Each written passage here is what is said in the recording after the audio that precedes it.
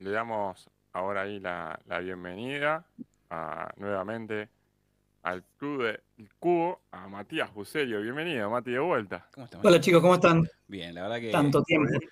tanto tiempo, la verdad que qué lindo tenerte de vuelta. Eh, la otra vez nos gustó mucho lo que habías traído.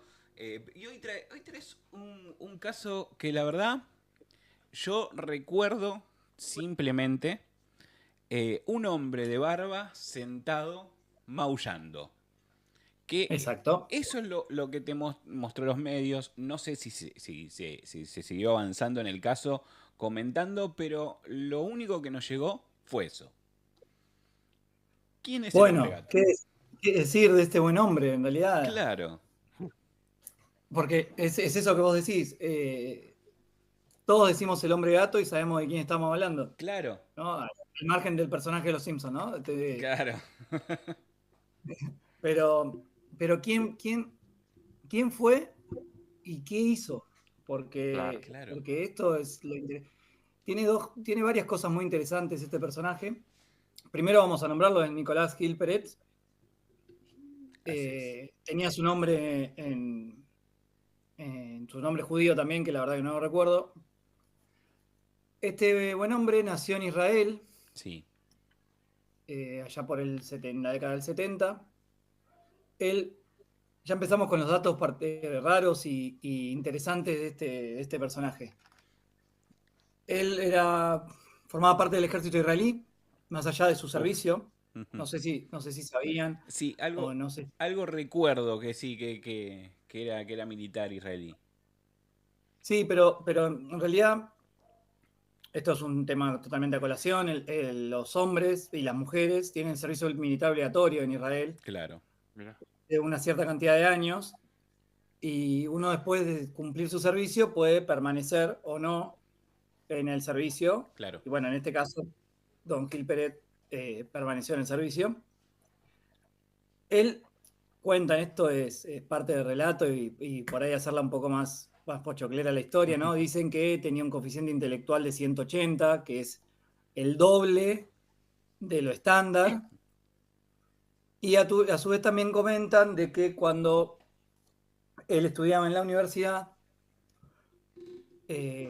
allá por el 2006, fue sancionado y expulsado de la universidad por correr a mujeres por los pasillos de la universidad en paños menores. Se Una dice que locura. él fue criado por su abuelo, porque es uno de 5 hijos, Ujú. que después vamos a nombrar a la madre, vamos a decir quién fue la madre y qué toca también en esta historia. sí. Él fue uno de los 5 hijos, el padre lo abandona, fue criado enteramente por su abuelo, y en el 2006, mismo año que lo expulsan de la universidad, su abuelo fallece. Dicen, y vamos a acrecentar el relato, que la muerte de su abuelo lo marcó y que empezó a tener actitudes extrañas. En el 2007, él deja el ejército israelí y se va de Israel y se va en principio a Brasil, donde el relato cuenta de que eh, fue estafado en Brasil y que por eso va a la Argentina. Más precisamente en el 2009 se instala en Mendoza, en la ciudad de San Martín. En esa ciudad, esto todo es una introducción de ver quién Claro, era este hombre, para conocer, por qué claro. y por qué le dijeron el hombre gato. En el 2009 se instala en la ciudad de San Martín, en la provincia de Mendoza, donde eh, tiene un predio donde pone canchas de pádel. Ya a los vecinos les llamaba poderosamente la atención porque era un hombre muy descuidado, un hombre que vivía en la basura, de hecho sus canchas no eran las más higiénicas, y él vivía en un vehículo dentro del predio. Dormía ahí, vivía ahí adentro. Después, años después, se va a la ciudad de Guaymallén, mismo en Mendoza, y compra un predio de 600 metros cuadrados donde tenía intención de poner canchas de fútbol y también canchas de pádel. Vale aclarar que tenía eh, mucho dinero, un buen pasar económico, porque Fue como que puso el negocio y la pegó. Sí. ¿Qué pasó con ese predio? Ese predio, él es estafado por un arquitecto por una suma de $300.000. Hay una denuncia de eso. En esa denuncia se comprobó la estafa, se comprobó que fue estafado por ese dinero. Quien fue el arquitecto y quien fue el culpable, digamos, de esto, fue condenado, pero nunca le devolvió el dinero. Por lo cual, el estado de esas canchas nunca se terminó y él quedó a la deriva con un negocio y un predio enorme sin poder continuar con su trabajo. Con su proyecto, claro. Sí. Exactamente. Bueno, a causa de esto, los vecinos cuentan de que empieza a tener actitudes extrañas, de que ya era un personaje, vale destacar que este buen hombre medía 1,90 m y tenía algunos serios problemas con la ducha, por lo cual se lo nombraba muy desarreglado, al punto de que cuentan de que tenía una rasta, la cual él cuidaba con barro y cemento, una cosa muy extraña, y que ya de por sí mostraba signos extraños, por lo menos para el común denominador de las personas. Entre ellos también notaron que empezaron a desaparecer perros y gatos del barrio. Es verdad. En esta situación, ¿cómo? Que es verdad, ahora recuerdo eso. Sí, de hecho, dicen los vecinos contaban de que lo vieron a Nicolás llevando a un perro del cuello hasta su predio, y él decía que como su predio era grande, los animales entraban y salían y que él no los tenía en cautiverio como tal. A causa de estas conductas extrañas que estaba teniendo Nicolás, su mamá, Lili Peret, una recaudadora de impuestos de Israel, y su tía, la señora Pirina, deciden venir a la Argentina a visitar a su hijo y su sobrino respectivamente, viendo de que claramente había algo que no estaba bien. Esto fue en enero del 2019. Sí. El 14 de enero, y ahora empieza el tema. Ellas se quedaron en un departamento en la ciudad de Mendoza.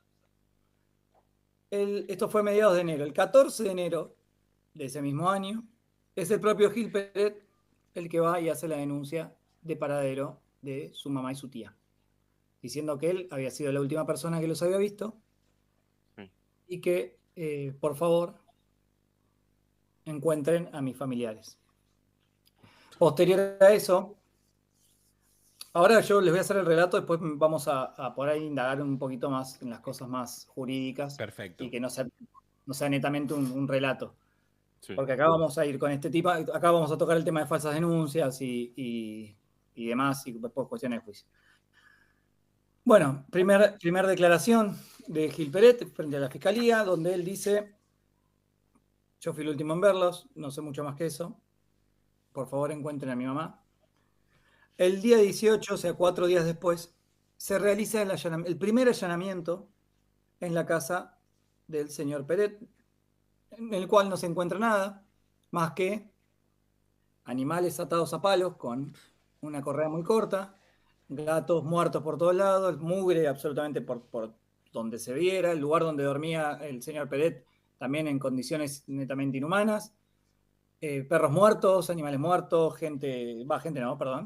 no aún, en realidad. Claro. No. Perros, gatos y animales muertos por todos lados, comida tirada, excremento por todos lados, etcétera, etcétera, etcétera. Y el señor Gil Peret aprovecha la prensa para seguir pidiendo que la justicia y que las fuerzas policiales le traigan a su mamá y su tía de vuelta. En ese allanamiento se le encuentra 4 armas al señor Peret, a lo que él dice que él tiene armas registradas y que tiene miedo por la inseguridad del lugar y que a él ya le habían robado y demás. Claro.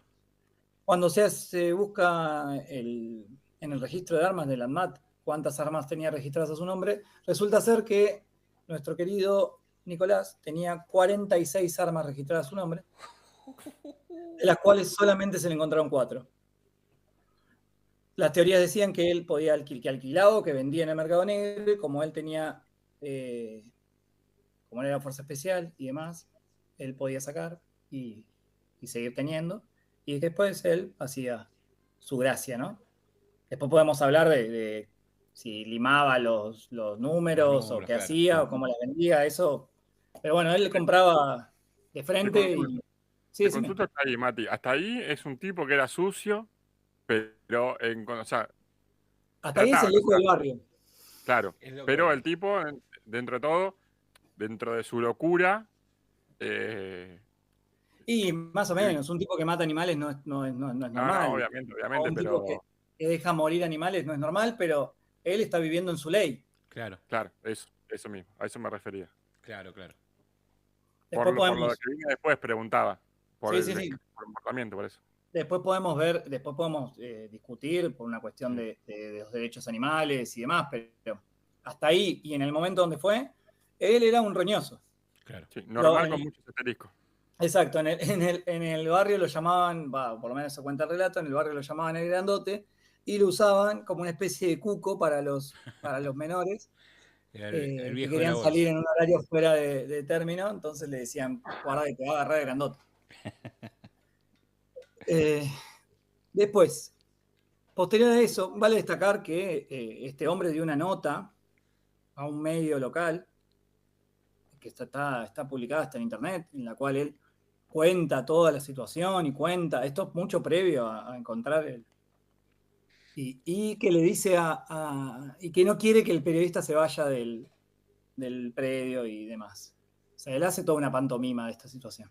No recuerdo, lo hace pasar al periodista dentro del lugar, ¿no? Sí, por supuesto, Sí. quedan en el predio, caminan, van a su habitación, el tipo le pregunta por qué tiene esto, y él dice que no está bien, que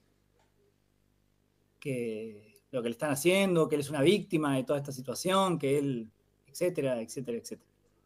Sí. Días más tarde de esa entrevista, se hace un segundo allanamiento en la propiedad del señor Nicolás, Sí. pero con la salvedad de que este segundo allanamiento se realiza con perros de la división de canina de la policía. Ok. Y estos perros detectan en las ropas del señor Peret rastros de sangre. Analizados esos rastros de sangre, comparten el ADN que se había obtenido del cepillo de dientes de la mamá de don Nicolás días antes en el departamento que alquilaban. Sí. Automáticamente es puesto a disposición de la justicia, por lo menos hasta que se pudiera llegar a algo más. Y el 26 de enero, estamos hablando de que la denuncia fue el 14, estamos hablando de 12 días después, nada más y nada menos. El 26 de enero se encuentran los cuerpos de Lilia y de Pirina. Pirina. Se encuentran los cuerpos de ambas en la habitación del señor Peret, enterrados por debajo de la tierra y con el colchón arriba y demás cuestiones. Bueno, automáticamente es llevado, es indagado, y comienza la investigación ya con un imputado. Ya dejamos de ver el tema de la denuncia de paradero y ya empezamos a buscar las causales de por qué está ahí, qué hizo y qué pasó. Bueno, mira, yo por ejemplo no recordaba de lo que estás contando, no recordaba que los cuerpos lo encontraron. Yo no sé por qué tenía en mente que los había incinerado. No, pero sí, ahora viene. Ok. Porque, ¿qué es lo que llama la atención de esto? Más allá de todo el circo posterior de juicio, ¿qué es lo que llama la atención del crimen? Ujú. La brutalidad con la que fueron manejados los cuerpos. El cuerpo de Lilia tenía, además de haberlos matado, tenía incrustado un caño desde el ojo hacia el cráneo y después tenían otros caños entre el abdomen, del cuello al abdomen. Ah, no. Estaban básicamente empaladas, ¿no? No, no, Después, te juro no me acuerdo para nada de eso. Una loco. sí, ambas dos estaban básicamente empaladas. Después en la investigación figura cómo atravesaban el cuerpo los hierros que este hombre puso, pero eso es lo que llama la atención del asesinato. No es netamente un asesinato, sino que, más allá de que la figura penal es netamente de homicidio, en realidad en este caso y ahora lo vamos a ver, el señor Peret es acusado de homicidio agravado, porque mató a su mamá, y homicidio simple, porque mató a su tía, porque no tiene causales de agravamiento, Claro. porque es solamente porque la mató. ¿Qué pasa? Que eso es lo interesante, que esto lo vimos con el tema de Don Barrera, no se incluyó alevosía en esto. Y el tipo las empaló. Claro. Entonces volvemos a eso que habíamos hablado el mes pasado, de la subjetividad de ciertas cosas. Dijimos que a Don Barrera le pusieron alevosía cuando él dio 2 disparos de escopeta por persona, ¿no? O sea, Claro. repartió unos cuantos cortazos, pero 2 disparos por persona. Y este hombre, que se encargó de atravesarle un caño desde el ojo al cráneo o desde la cabeza y sacarlo por el abdomen, no, es homicidio simple, no está grabado. No, no está premeditado, el tipo los enterró en su terreno. No está premeditado, es homicidio simple. Qué bárbaro. Entonces, ahí comienza, la jueza entiende de que puede haber algún tipo de las causales que generan la prisión preventiva, y lo dispone prisión preventiva en abril del 2020, perdón. Porque ya habíamos hablado que esto fue en enero del 2019. Claro. Sí. La investigación continuó y el 1 de abril es llevado a prisión preventiva. Ahí empieza la cuestión jurídica, cuestión legal. Y ahora vamos a ir paso por paso hasta que lleguemos al juicio. Al señor Gil Peret, a ver, si yo hubiera tenido a cargo la defensa de ese buen hombre, yo lo hubiera, más allá de que la defensa planteó un problema psicológico y lo planteó desde el principio, y hay 2 causales solamente de prisión preventiva, que son entorpecimiento de la investigación y peligro de fuga. Uh-huh. El señor Gil Peret no mostraba ninguna de las 2, porque él permitió el allanamiento, él permitió que buscaran en su terreno, y él no tenía por qué escaparse. Muchas veces los jueces dicen que por la gravedad de los delitos tenemos que tenerlo en prisión preventiva. O sea, el tipo cometió un delito muy grave, entonces por la duda guardémoslo, porque como la condena que tiene es muy alta, se puede escapar. Claro. Y con ese criterio cualquiera que comete un delito se puede escapar. Con ese criterio el que comete una falta de tránsito se puede escapar. Claro. Entonces, ¿qué hago? Cuando cometo una falta de tránsito, ¿se la cobro antes por las dudas, por si después elige pagarla? Entonces, me estoy poniendo un poco en la posición de abogado del diablo, porque estaba hablando de un doble homicida, etcétera. Sí. Pero, a mi entender, no hay causa suficiente para considerar de que el señor Gil Peret tenía que esperar el juicio encerrado. Uh-huh. Pero bueno, así pasó. Sus abogados empezaron a pedir que el hombre no estaba bien, que vaya a cárcel común, que vaya a un instituto psiquiátrico. A lo que ahí aparece, y acá nace, el hombre gato. El señor Gil Peret empezó, dentro del instituto penitenciario, empezó a maullar. Empezó a pedir leche para tomar. ¿Desde cuándo un gato toma leche? Igual, eso, claro. Todos los que tenemos gatos, ahí empezamos a ver cosas totalmente incongruentes de la situación. O el tipo vio a Tom Jerry y dijo, bueno, claro, tengo que pedir leche. Y las malas lenguas dicen que pidió hasta 7 litros de leche en un día. Permíteme dudar.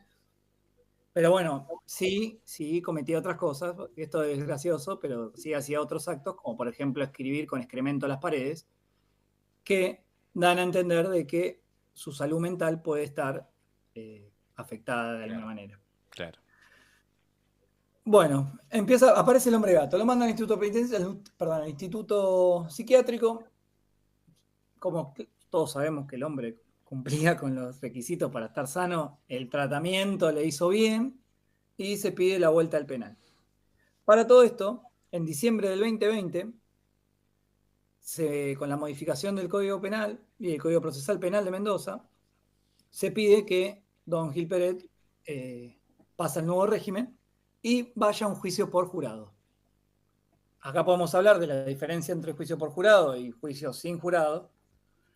que es básicamente juicio por jurado, es lo que vemos en las películas, ¿no? Eligen, Claro, sí. después el juez guía la investigación y después hay que convencer a un grupo de gente de que el tipo es culpable o no. Mati, ahora te pregunto, ¿en qué Sí. casos se utiliza acá en la Argentina juicio por jurado? No es una cuestión de qué caso, sino en qué jurisdicción. Ah, ok. Porque hay jurisdicciones que adoptaron esta metodología del juicio por jurado, como por ejemplo la provincia de Buenos Aires, Sí. y hay jurisdicciones en que no. Entonces, por ejemplo, acá en Tierra del Fuego no son juicios por jurado, de hecho muchos juicios no son ni públicos.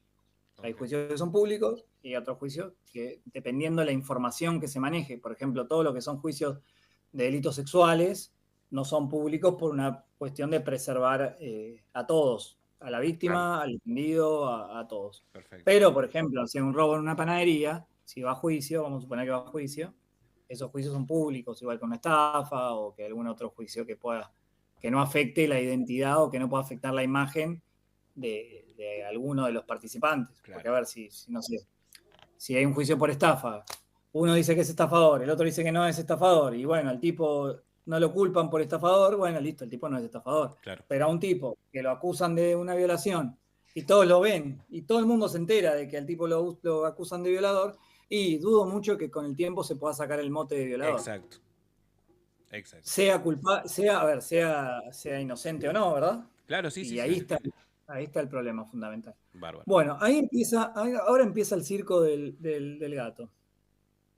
En octubre del 21 se inicia el juicio, el cual, ya como todos vimos, no se puede iniciar.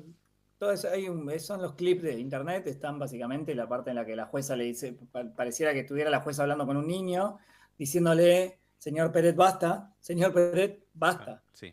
basta, y el tipo miau, miau, Miau, miau, miau, miau, miau, miau, miau, hasta que se lo llevan a una habitación donde donde le transmitían lo que estaba pasando en la audiencia, Ok. y él formaba parte de ese lugar. Casualmente por no poder dejar que la audiencia se desarrolle, ¿no? El problema fundamental acá es que la audiencia no se desarrollaba. Bueno, ¿qué plantearon las partes? Claramente la querella, que estaba conformada, y el Ministerio Público Fiscal plantearon de que el tipo, nada, lo que hizo, ¿no? Mató a su mamá y a su tía y las empaló y las enterró en el patio. Nadie más tenía acceso a ese lugar, nadie más las había visto, nadie los vio entrar ni salir, nadie nada. Tenía muestras de sangre, la realidad es que tenía todos los números, no le faltaban pocos números le faltaba que lo hubieran enganchado con el palo, incrustándole el palo en la cabeza. Claro. sí. ¿Qué trató de alegar la defensa? Y acá empezamos con cosas más entretenidas. Que el tipo era inimputable. Que el tipo era loco y era inimputable. Un tipo que pudo poner a su nombre 46 armas era inimputable. Un tipo que tuvo la capacidad mental o la capacidad en general de poder obtener $300.000 para poder, está bien, posteriormente fue estafado, ¿no? Pero la plata la consiguió de algún lado, ¿de dónde la sacó? Claro. Un tipo que se dedicaba a comprar empresas, que eso es otro dato que no es no menor, el tipo compraba empresas y buscaba compradores de esas empresas que paguen más lo que él pagó. Por lo cual estamos hablando de una persona con un coeficiente intelectual de 180. Claro. Una persona que fue dada de alta de un tratamiento. Sí. Y supongamos que no sea de ese coeficiente intelectual, estamos hablando de una persona que está en sus cabales para tomar decisiones de ese estilo. Y ahí empezamos a ver lo que yo les había comentado, que dio lugar a esta charla, donde cae todo el relato de la defensa. Cuando, previo a juicio, el señor Peret firma la transferencia de algunas de sus armas a sus propios abogados, en forma de pago de honorarios, básicamente. ¿Qué pasa con eso? Todo contrato, para que sea válido, tiene que tener 3 pilares. 2 partes, un consentimiento y un objeto lícito. Sin alguna de estas partes, a ver, por ejemplo, yo no puedo hacer un contrato conmigo mismo. Más allá de lo espiritual que podamos llegar a charlar, de no fallarme a mí mismo, no es válido que yo redacte, lo firme y lo vaya a certificar por escribano. O sea, soy un imbécil al margen de eso. Después podemos hablar de lo espiritual y el compromiso con uno mismo, pero legalmente eso no existe. Me caso conmigo mismo. No, yo me comprometí a no robar. Y tengo este contrato que lo prueba. No, es una idiotez. Por eso tiene que haber mínimamente 2 partes. ¿Puedo dar más? Puedo dar más, por supuesto. Tiene que haber consentimiento y capacidad. ¿Qué quiero decir con esto? Las 2 partes o más que forman parte, valga la redundancia, de este contrato, tienen que haber brindado su consentimiento y estar en condiciones de dar ese consentimiento. Entonces, es como cuando llevan, esto pasa, de hecho hubo un video hace poco de una chica en Brasil, cuando llevan a la abuela que está a 20 minutos del crematorio a firmar un crédito, por ejemplo, a sacar un crédito al banco, ¿no? Total, el que muere no paga porque los créditos tienen un seguro, entonces, bueno, pero por ahí esa abuela tiene, no sé, demencia, o tiene Alzheimer, o tiene lo que sea. Esa señora no está en condiciones no tiene capacidad. Y ahí empieza la cuestión de capacidad. Claro. Lo mismo con incapaces.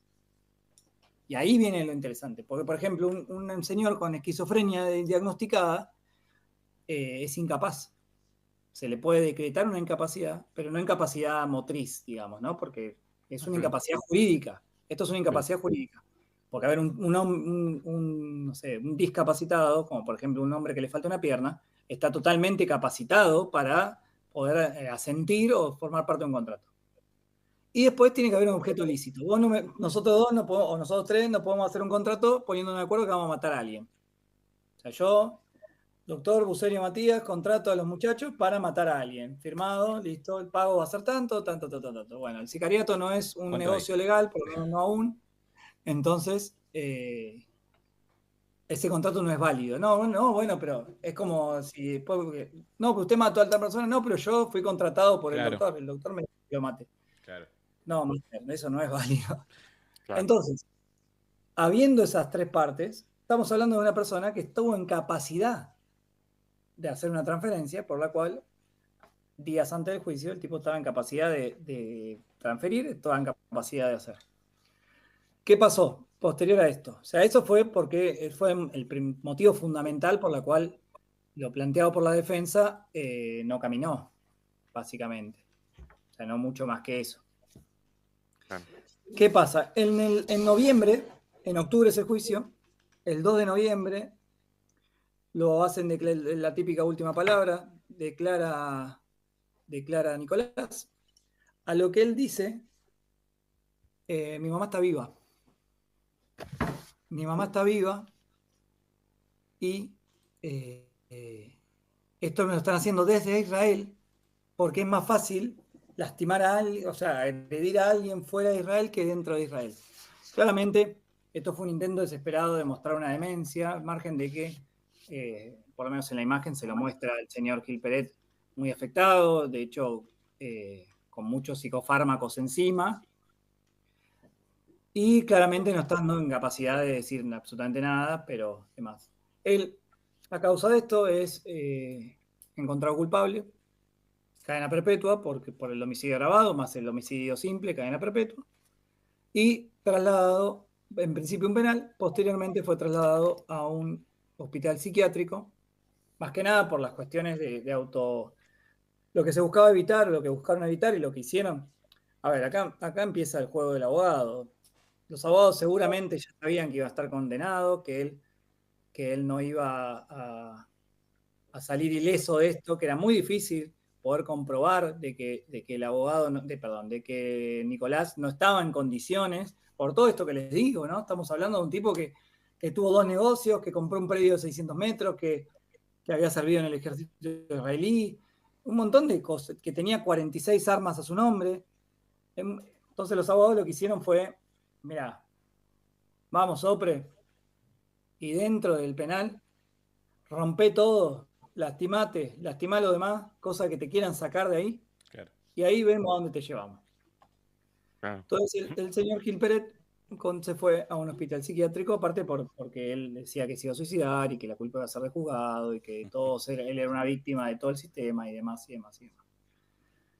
Bueno, falleció hace poquito, falleció en el 2019, perdón, 2019, estoy diciendo tonteras, falleció el 8 de julio ya les digo exactamente el año, 2024. 8 de julio de este año falleció el señor Gil Peret, ya en vuelta al penal.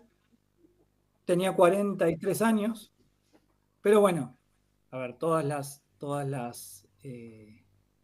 los estados en los que vivía ese buen hombre no podían llevar a buen puerto. Claro.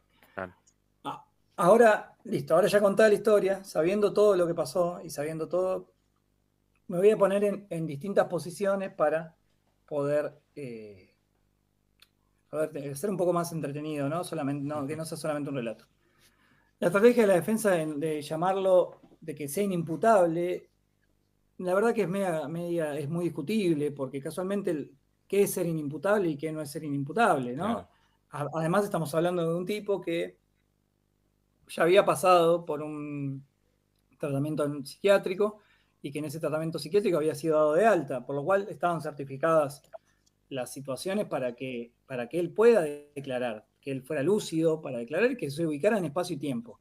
Estaban dadas las condiciones, digamos. Sí, aparte el grado de imputabilidad o no, lo que plantea es esto, es el imputado entiende sus hechos, entiende sus actos. Vamos a poner ejemplos de imputables y gente inimputable. O sea, gente que es, por ejemplo, Gil Peret claramente es un ejemplo de alguien que sabía lo que estaba haciendo. Claro. No hay más que debatir. Pero vamos a, por ejemplo, trastornos de la personalidad múltiple. El caso de fragmentados, ¿no? Sí. El tipo tiene 20, ¿cuántas personalidades? No me acuerdo, pero muchísimas personalidades. Bueno, sí, 24, una cosa así. Entre ellas Patricia, pero que es la que todos más conocemos. Si se puede comprobar que realmente el imputado tiene ese tipo de trastorno, el imputado es inimputable. De hecho, hay casos, yo no me acuerdo si había sido Ted Bundy o si, ahora precisamente no me acuerdo, que lo encuentran en una entrevista. Encuentran a la personalidad dominante y esa personalidad dominante fue quien mató en Ted Bundy. a Ted Bundy. Empieza, cuando en una entrevista misma de televisión empiezan a rasquetear y aparece la personalidad dominante y la personalidad dominante directamente admite, sí, fui yo. Sí. Pero cuando esa persona se va y aparece Patricia, vamos a ponerle el nombre, Patricia no tiene ni idea de lo que hizo. No sabe qué hizo. Y nos guste o no nos guste, ese hombre es inimputable. Sí. Porque ¿qué vamos? No, a Patricia vamos a dejarla afuera y a Ernesto vamos a dejarlo adentro. Claro. Ese tipo tiene que ir a un psiquiátrico, está bien. Va a estar preso en un psiquiátrico. Sí, aparte en el caso que nombrás vos, por ejemplo, el de Ted, es muy marcada la diferencia en la entrevista cuando está hablando uno y hace el quiebre y habla el otro. Las grabaciones se nota, es una locura. Es fantástico para mí que soy penalista y que me diviertan estas cosas, ¿no? Dudo que para las víctimas es fantástico, pero sí es muy interesante estos grados de punibles o no punibles. Acá en Tierra del Fuego, voy a algo más real. El año pasado, me parece que fue, no me acuerdo si fue, o este año, a principio de año, o el año pasado. Asesinaron a un maestro de música. Acá, un tatuador y maestro de música, lo mató su novia. Hasta ahí, un homicidio normal, pasional, tóxicos entre ellos, se mandaban mensajes, se pusieron violentos, venime a buscar, no sé qué. El tipo cuando la fue a buscar, la mina le dio, creo que 24 puñaladas, una cosa así, lo dejó tirado. Hasta ahí, homicidio puede ser agravado por el vínculo, como llegar a pensar en un ensañamiento por la cantidad de puñaladas. La mina, terminado el asesinato, saca su celular. Esto es increíble. Búsquenlo en internet porque saca su celular y se filma y confiesa mientras está filmando. Dice, hola, soy Matías Buserio, maté a tal persona. está acá al lado mío. Ya no podía vivir así, la mina se filmó. Se filmó. Lo subió a sus redes. No es que se filmó y lo guardó Claro. y es un trofeo como muchos otros perversos que tienen trofeos de sus hechos. Esta mina lo subió a Facebook diciendo, miren, che, yo lo maté, está acá, vénganme a buscar, básicamente.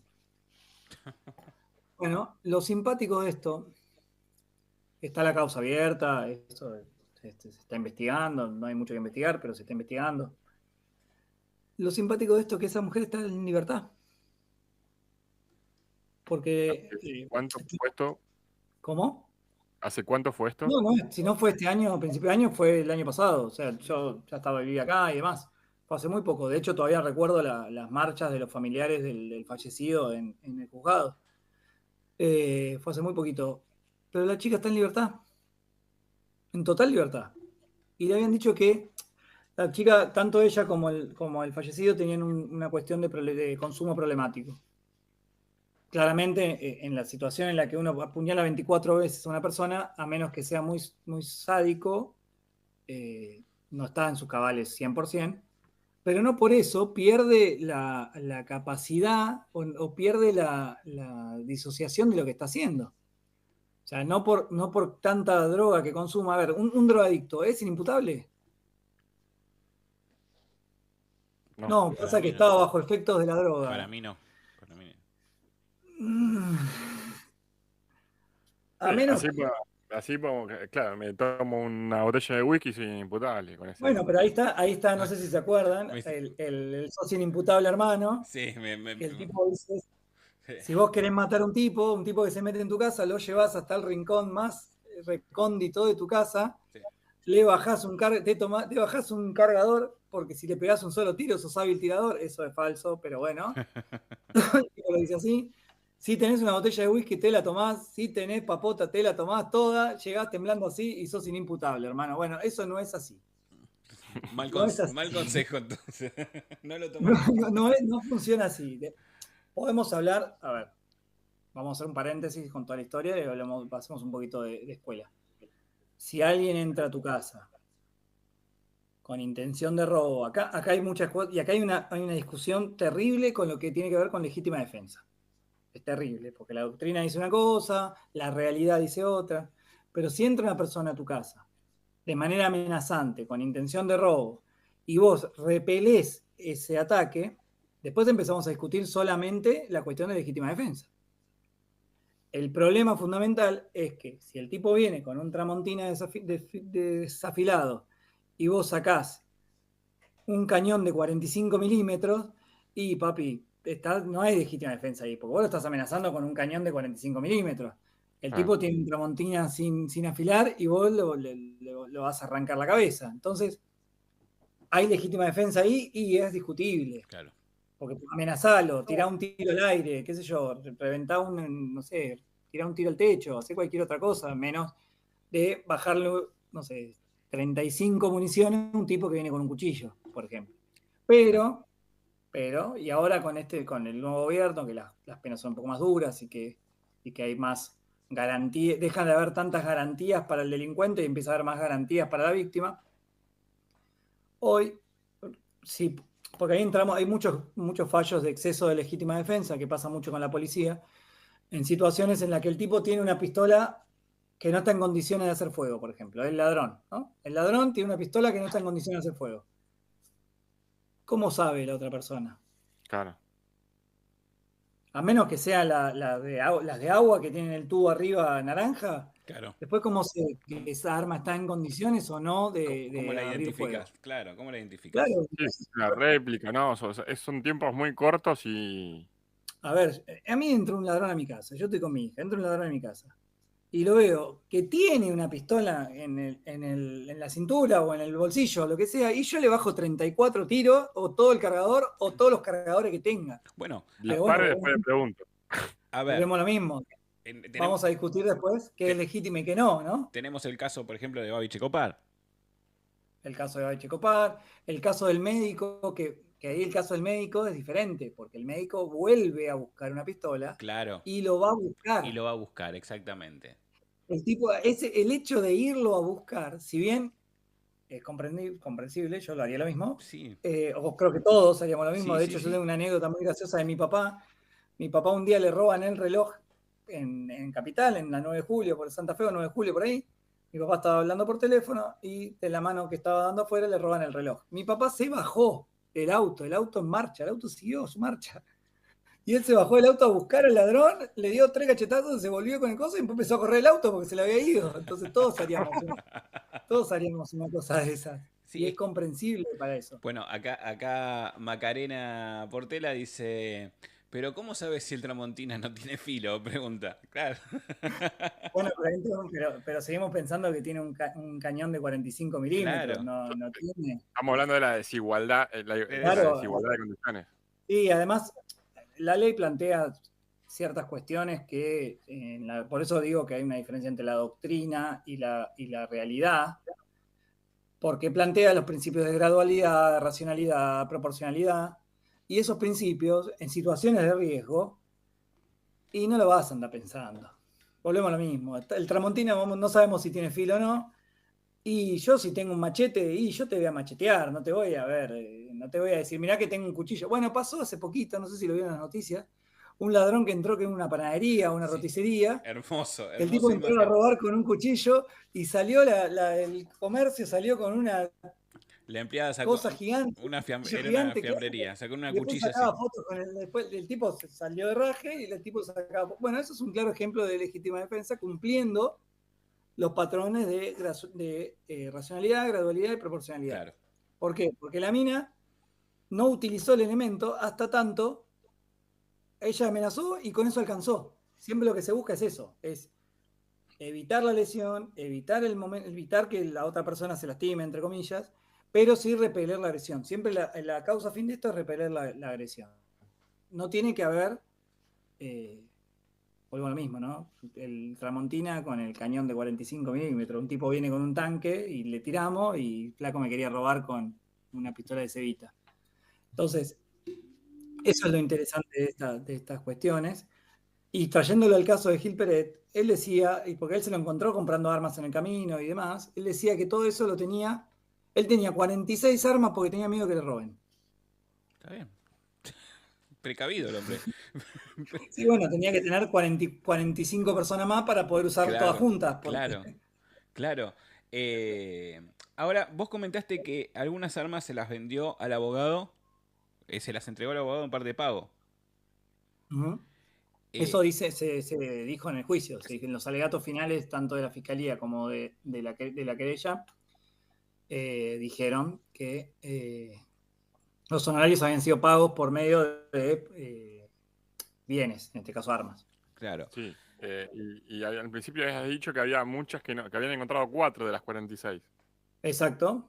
Esas se encontraron en el primer allanamiento. Las otras, volvemos a lo mismo, se presumía de que o las tenía escondidas en otro lado o que hacía negocios con esas armas, ya sea vendiéndolas en el mercado negro o no nos olvidemos que estamos hablando de un tipo que formaba parte de uno de los ejércitos más importantes del claro, planeta. claro. Sí.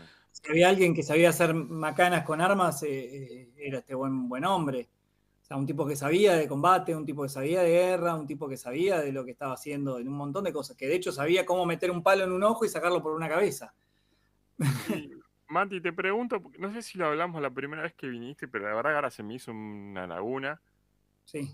¿Por qué tanto tiempo entre una cosa y otra? Porque vos dijiste que él denuncia en enero del 2019, si no me equivoco, y Sí, y recién en recién- 2020 y después en 2021. ¿Por qué tanto tiempo en el medio? Si encontraron los cuerpos en la casa de él, ponele. Y pasa que vos, listo, encontraron los cuerpos en la casa de él, pero ¿cómo podemos afirmar que fue él? Claro. Y pero tenía Pues, sangre en la ropa ahí. era un mugriento, también tenía caca en la ropa, seguramente. Y de un montón de cosas. A ver, entre sangre tenía un montón de otras cosas. Acá me voy a poner en la posición de abogado defensor. Sí, Sí. sí, Cuando vos tenés un tipo que sabés que siempre, cuando vos tenés un tipo que sabés que las cosas las hizo, hace que el proceso se dilate lo más que pueda. Por otra parte, este tipo estaba en prisión preventiva. claro. Por lo cual, si vos me preguntás a mí, este proceso no fue tan largo. Si bien vos decís, bueno, che, pero no hay mucho que investigar. Bueno, hay que ver cuánto se investigó. Porque doy un ejemplo. Coincidieron las muestras de ADN. Bueno, pero ¿cómo identificaron a la persona? Tenían que pedir registro de Israel mínimamente, porque a menos que hayan encontrado los documentos. Si este hombre fue tan prolijo de enterrarlas en su mismo lugar, dudo mucho que estuvieran los documentos de Lilia y de allí con ellas o en su domicilio. Este tipo los habrá hecho perder y acá se unieron los cabos porque el que hace la denuncia es él. Claro. Él se equivoca, entre comillas, en hacer la denuncia. Ahora, si no se O por hubiera, si no se hubiera hecho la denuncia, no pasaba nada. No se enteraba nadie. Y por lo menos ¿quién las va a reclamar? Claro, Los porque no otros, había nadie acá. capaz que lo único que podía llegar a sospechar era la persona que le alquiló el departamento, Claro. que no las vio más, que no se movieron más. Pero No. mi pregunta con los tiempos es por el caso este que vos nombraste de ahí de Tierra del Fuego, de la chica que mató al muchacho. Que Ujú. sigue en libertad Sí. y ya pasó, no sé, ponele, me dijiste que Sí, todavía podía no ser fue a que juicio. No, pero a ver, yo tengo muchas causas que han iniciado les doy un ejemplo. Hace poquito cerré una causa de abuso sexual que se inició en el 2022 y no fue a juicio, terminó mucho antes, pero la cerramos este año en abril y no fuimos a juicio. Después, tengo otra causa que empezó en el 2019 y vamos a ir a juicio el año que viene. Tengo otra causa y así todas. Por ejemplo, este año no fui a juicio y tengo varias causas penales iniciadas. Y no fui a juicio en todo el año. eso porque la justicia no fija fecha, No, todo porque tiene que los ver. abogados van tirando trabas. Es mitad y mitad. La Claro, realidad es que es mitad y mitad. Porque no se puede terminar. En los procesos penales, el proceso penal en general depende. Vos tenés dos tipos de procesos penales, uno que depende del fiscal y otro que depende del juez. En Tierra del Fuego se maneja el que depende del juez. La justicia federal maneja el que depende del fiscal. Con distintos nombres, pero tienen más o menos lo mismo. El que depende del juez se llama periodo de instrucción, el que depende del fiscal se llama investigación preparatoria. En el periodo de instrucción se investiga la causa. Hay un juez que dice, che, acá hubo un delito, vamos a empezar a ver qué pasó. Y empezamos las partes a pedir prueba. Y el juez también. Listo. Doy un ejemplo. El ejemplo del tema este del abuso. A los pediatras de la menor, a la psicóloga de la menor, a las maestras de escuela. Empezamos a generar testimoniales, empezamos a pedir exámenes médicos, empezamos a pedir distintos tipos de pruebas. Videos, situaciones, cosas que avalen, porque uno, dependiendo de la posición en la que le toque estar, ya sea como defensor o sea como querellante, arma una teoría del caso. ¿No? Por eso yo les dije la primera vez que esto es algo que es lo que a mí más me interesa, una de las cosas que más me gusta del derecho penal, es que muchas veces no se busca la verdad y no gana el que dice la verdad. Gana el que puede probar más cosas. ¿Sí? claro. O el que tiene una historia más sólida. En las cuestiones de abuso, por ejemplo, donde solamente los que están son dos personas, que solamente ellos dos van a saber qué pasó, va a depender mucho de lo que se cuenta alrededor. Entonces, los tiempos se dilatan por la producción de prueba y por las resoluciones o no que tenga la justicia. Muchas veces los abogados estiramos la investigación adrede, pero también el juez nos puede poner un parate, porque siempre hay alguien que controla la investigación. No es que esto es un viva la pepa y yo le puedo pedir que le pidan el ADN, por decir una estupidez, a todos los habitantes de Río Grande a ver si compatibilizan con una muestra de ADN del culo de un muñeco. No, no funciona así. El juez me va a decir, flaco, son 100.000 habitantes, es una idiotez lo que está pidiendo. Doctor, deje de decir boludeces, punto. Y me va a bajar esa prueba y vamos a ir por otra cosa. Pero si es conducente, va a seguir produciéndose. Hasta que llega un punto que si el proceso puede o terminar, porque todas las pruebas muestran de que el tipo no hizo lo que se dice que hizo, o el tipo pasa a otro estado, que en el caso de las investigaciones que dependen del juez, es el estado de procesado. Cuando uno lo denuncian, primero es un imputado en una causa y después pasa a ser procesado. Cuando pasa a ser procesado, el tipo ya hay una cantidad de prueba y un una posibilidad bastante acabada de que el tipo haya hecho lo que dicen que hizo. Vamos por un ejemplo. Caso, voy a ser bastante cruel, pero es bastante claro. Ok. Caso abuso padre-hija, Ujú. o madre-hijo, pero generalmente es padre-hija. Ponerlo en el mismo lugar a la misma hora. Un ejemplo sencillo, si son padres separados, en los días que le correspondían el régimen de visita al padre no conviviente, suponiendo que es el padre, si el día que se denunció el abuso es el día en el que al tipo lo denuncian, están puestos en el mismo lugar a la misma hora. Por lo cual, Sí, ¿hay posibilidad de que haya sucedido? Sí. Ok. Entonces el tipo pasa a estar procesado. Eh, Cuando se termina la investigación o cuando ya no hay más nada que investigar, el tipo se lo procesa y ahí, cuando está procesado, si no hay más nada que investigar, se termina la investigación, se clausura la investigación y recién ahí va a juicio. Pasa a otro tribunal con otra situación, que el otro tribunal, eh, con toda la investigación que ya hizo el juez de instrucción, es el que después, ¿qué pasa? La instrucción, o sea, la causa pasa a juicio cuando hay un grado de certeza, pero estamos hablando de un grado de certeza. El tipo es condenado cuando hay certeza absoluta. Claro. Una claro. persona no puede ser condenada con un grado de certeza. Tiene que ser Ok. condenado cuando totalmente cierto que el tipo hizo lo que se lo imputa. ¿Sí? Perfecto. No, ¿qué pasa? Después podemos debatir, ¿no? Un montón de cómo se desarrollan los juicios y demás, pero no puede haber, por el principio de inocencia, que es un principio que dicta la Constitución, no puede ser condenado sin un juicio previo y sin certeza absoluta de que el hecho fue cometido. No con esto estamos diciendo que tiene que confesarse o sí, porque eso tampoco existe. Eso de que el tipo va a juicio y confiesa y se rasga la vestidura, no pasa. Se investiga, el juez dice, bueno, che, todo esto dice que este tipo lo hizo. Punto. O no lo hizo. Doy un ejemplo, otro ejemplo de acá de Tierra del Fuego. Un policía, en teoría, abusa sexualmente de una chica en un baño de un consultorio médico, de un hospital de acá. Bueno, los videos los ven entrar al baño. El tipo entra al baño con la mina.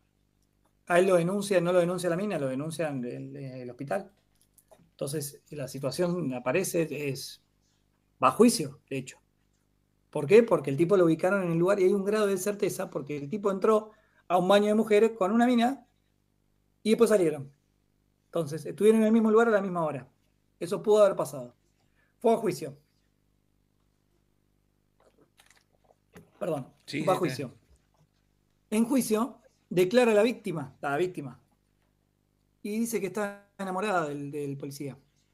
Entonces, que ella brindó su consentimiento, que nunca pensó que iba a estar filmada, pero que tuvo mucho miedo durante todo el proceso en quedar como una cualquiera, porque aparte estamos hablando que acá en Tierra del Fuego somos pocos, entonces ella tenía mucho miedo y mucha vergüenza de haber sido vista entrar a un baño y con todo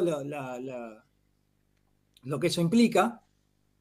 Entonces, recién en el juicio, cuando el tipo ya estaba por ser condenado, dijo, no, yo estoy enamorada de él. Yo consentí. Porque acá viene el pilar fundamental de todos los delitos sexuales, el consentimiento.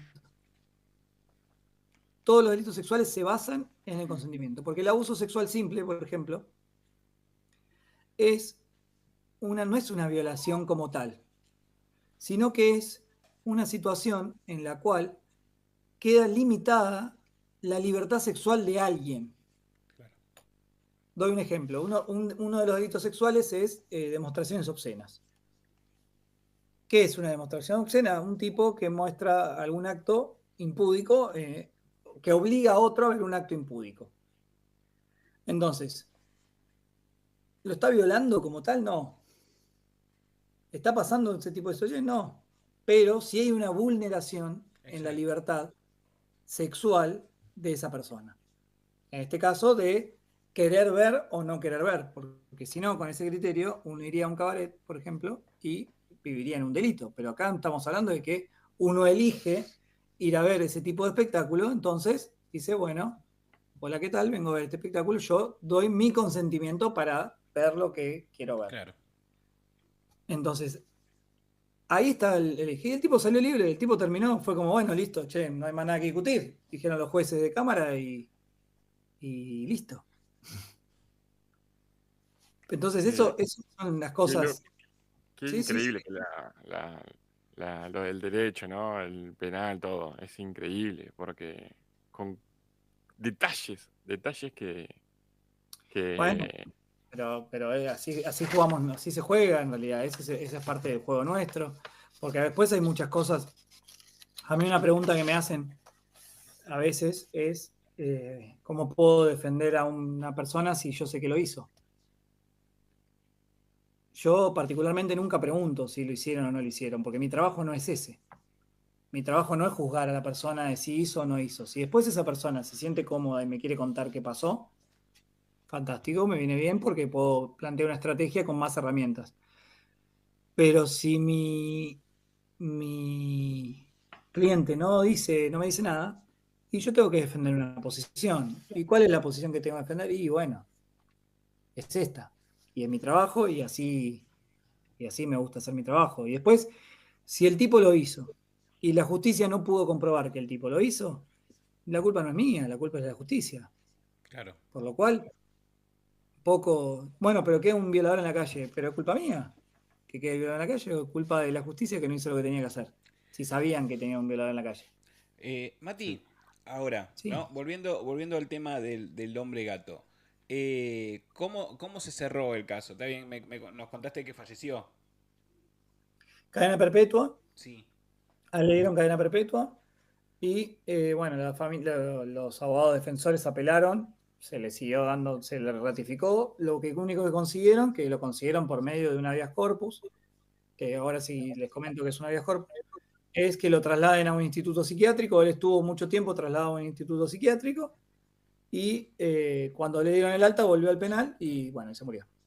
Esa fue, él estuvo siempre en Mendoza, siempre en el Instituto Penitenciario de Mendoza. Después fue al Hospital Psiquiátrico de Mendoza y volvió al penal y así iba y venía. iba y venía. Iba y venía, pero por una cuestión de comodidad. Un habeas corpus es un recurso que tienen los abogados cuando, por ejemplo, un imputado está viviendo una situación que no ayuda a su salud. Doy un ejemplo, que es un ejemplo que conozco, que de hecho lo hice yo. Tengo un cliente que estaba condenado, estaba en la cárcel y le faltaba un riñón. O sea, no le faltaba porque se le cayó, sino porque donó un riñón antes de estar condenado, donó un riñón. Entonces él no podía vivir en ciertas condiciones y no Claro. podía comer ciertas cosas y no era un preso común. Entonces yo planteé un habeas corpus pidiéndole que se lo traslade a una unidad penitenciaria con cuidados especiales o que se lo mande a la casa. En realidad pedí que se lo mande a la casa y que si no, que subsidiariamente se lo mande a una.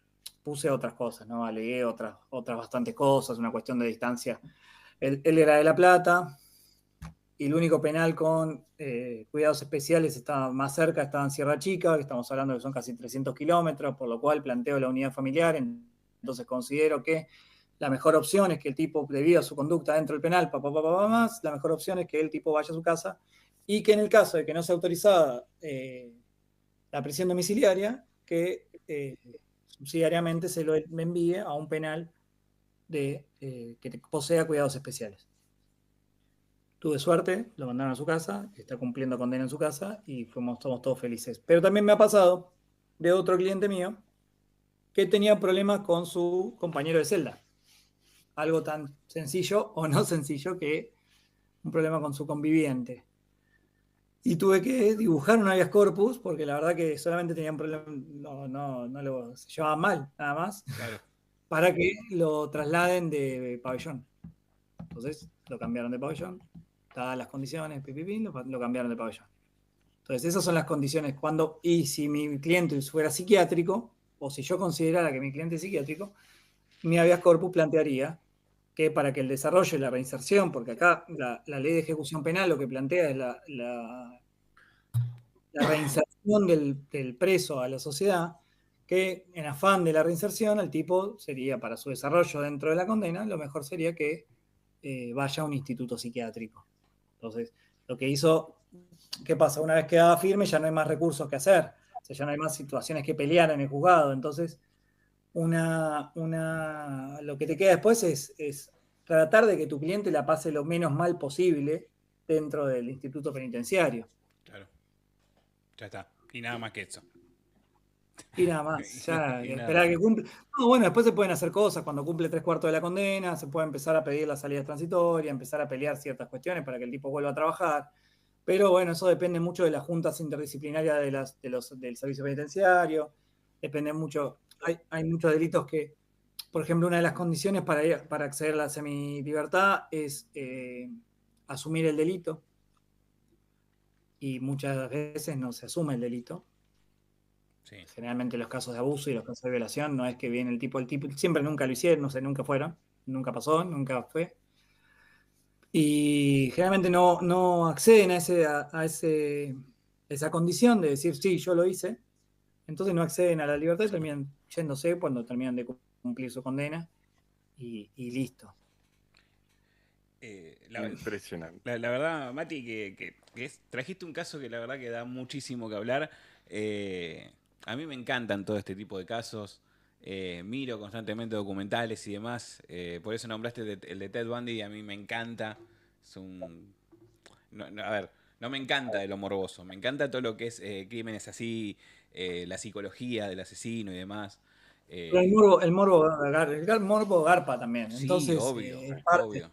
Y toda esta gente supo manejarlo, o sea, desde Ted Bundy hasta la familia Manson, hasta tantos otros más, supieron Sí, manejar el morbo de la gente para. sí.